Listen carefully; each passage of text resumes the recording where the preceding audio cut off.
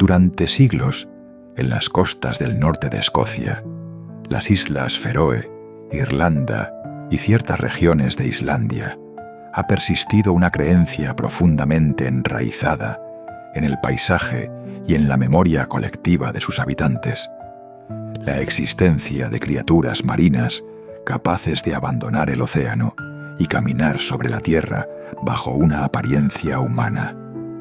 Estas entidades, conocidas como selkies, no son simples variaciones de las sirenas clásicas. Su origen, sus atributos y su simbología responden a estructuras culturales y emocionales distintas, vinculadas al ciclo del deseo, la pertenencia forzada y la pérdida irreversible. La palabra selkie deriva del término escocés para foca, y en su forma más básica describe a un ser que alterna entre la forma animal, específicamente de foca, y la humana. Las historias narran que, al llegar a la costa, estos seres retiraban su piel de foca y adoptaban un cuerpo humano perfecto, casi siempre descrito como hermoso, silencioso y ajeno.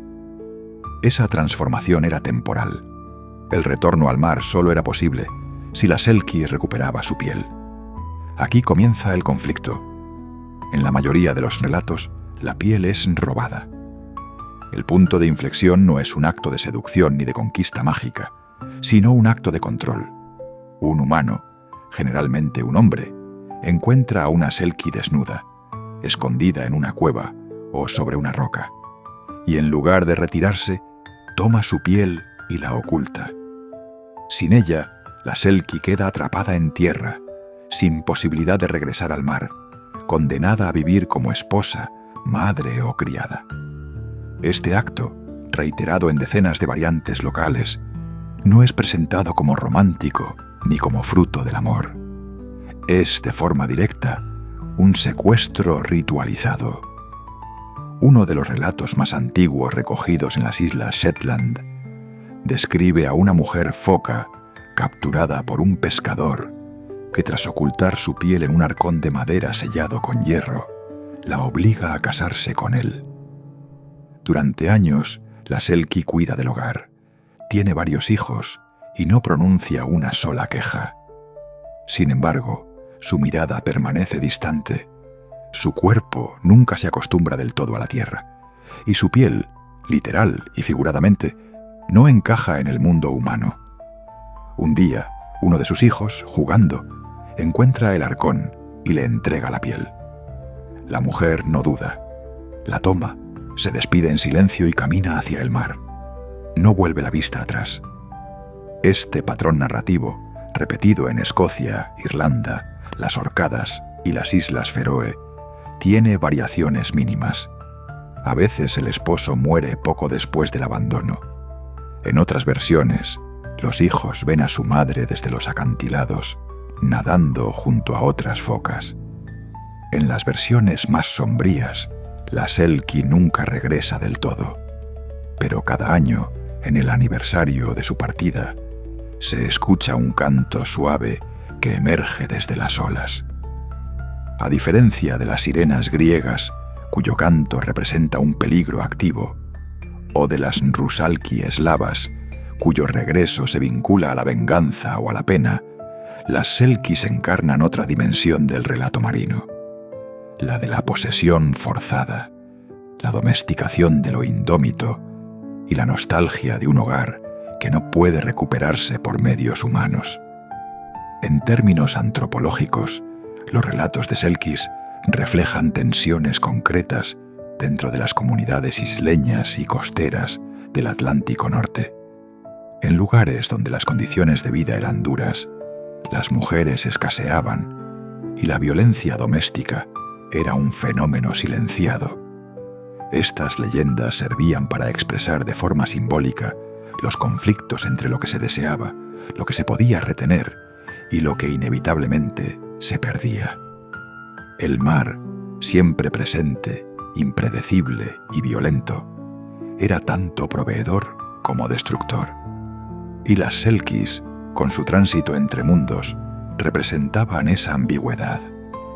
Varias teorías etnográficas han sugerido que los orígenes del mito pueden estar vinculados a encuentros con pueblos extranjeros, especialmente pescadores lapones o comerciantes noruegos, cuyas características físicas eran percibidas como extrañas por las comunidades locales.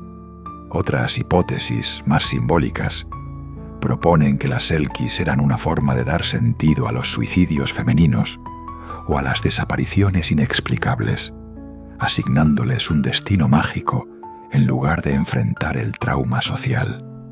Sin embargo, todas las explicaciones coinciden en un punto. La piel de foca funciona como un objeto de poder. No se trata solo de una prenda física, sino del vínculo entre identidad y libertad. Privar a una selkie de su piel no es simplemente impedirle regresar al mar, es despojarla de su esencia, imponerle un papel ajeno, obligarla a vivir según reglas que no reconoce. Y cuando finalmente la recupera, el regreso al océano no es una huida, sino una restauración. No abandona por egoísmo, regresa porque lo otro, la vida en tierra, la familia impuesta, el amor forzado, era irreal. Existe una versión particularmente detallada del mito en las Islas Feroe, recogida en el siglo XIX por el folclorista Fum U. Hammershaimb. En ella, un joven cazador encuentra una piel de foca junto a una mujer desnuda que llora sobre las rocas. Sin comprender del todo lo que observa, oculta la piel y lleva a la mujer a su casa. Años después, durante una tormenta, la mujer recupera la piel, abandona a su esposo y a sus hijos y regresa al mar. Esa misma noche, una serie de accidentes marítimos destruye varias embarcaciones en la zona. Desde entonces, se cree que quien roba la piel de una selkie debe pagar un precio proporcional a lo que le quitó. En este caso, el castigo fue el mar mismo. Este componente punitivo no está presente en todas las versiones, pero cuando aparece, no responde a una lógica de venganza, sino a una restitución del equilibrio. Las historias no condenan directamente al esposo, pero sí muestran que retener lo que no es tuyo, aunque lo disfraces de amor, necesidad o costumbre, tendrá consecuencias. El pacto no fue mutuo, por lo tanto su ruptura es inevitable. Desde una perspectiva simbólica, el mito de las selkies puede interpretarse como una alegoría sobre la propiedad del cuerpo, la autonomía y el derecho a regresar a lo propio. El hecho de que muchas de estas mujeres, una vez liberadas, jamás miren hacia atrás, es indicativo de una voluntad inquebrantable que había permanecido en silencio durante años. La selkie no clama, no grita, no destruye, pero tampoco olvida. Su cuerpo, su identidad y su pertenencia no estaban en la tierra firme, sino en el agua, en las profundidades, en el lenguaje que solo las mareas comprenden. El gesto final, tomar la piel y desaparecer sin explicación, resume el conflicto en una sola acción, y su efecto es duradero. Los hijos quedan con preguntas, el esposo con vacío y el mar con una voz más que se une a las corrientes. En algunas leyendas islandesas, las selkies no solo son mujeres, sino también hombres. Se narran casos en los que hombres foca emergen del mar para seducir a mujeres humanas, a menudo viudas o jóvenes solitarias. En estos casos, el pacto suele ser más igualitario, pero con una condición ineludible. El hombre del mar debe regresar después de cierto tiempo.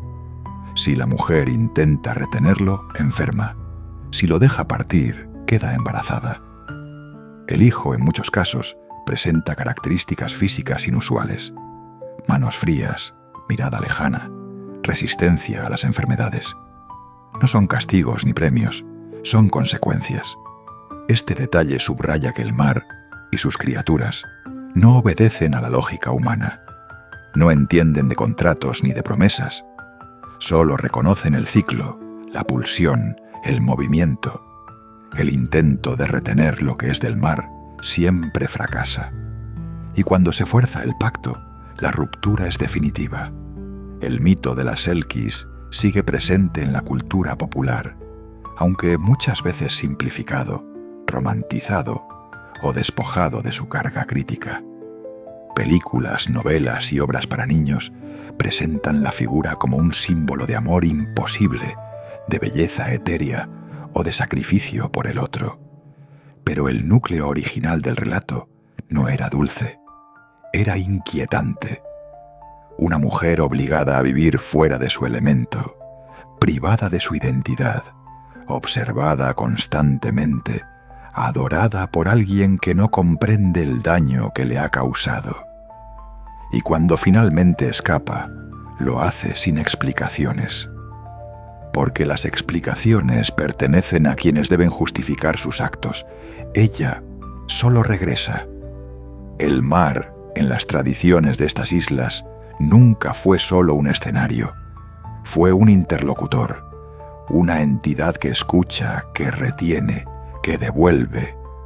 Y en sus aguas nadan aún las que fueron retenidas por la fuerza, las que vivieron con otro nombre, las que criaron hijos con un rostro que no reconocían y que un día, sin previo aviso, desaparecieron. Aún hoy, los pescadores de las Hébridas aseguran que si uno encuentra una piel de foca en la orilla, lo único sensato es devolverla al agua sin tocarla. ¿Por qué podría no ser una simple piel? Podría ser una promesa, o una advertencia, o la última oportunidad de corregir lo que otros rompieron. No olvides suscribirte al canal y dejar tu like. Nos vemos en el próximo capítulo en Club de Historias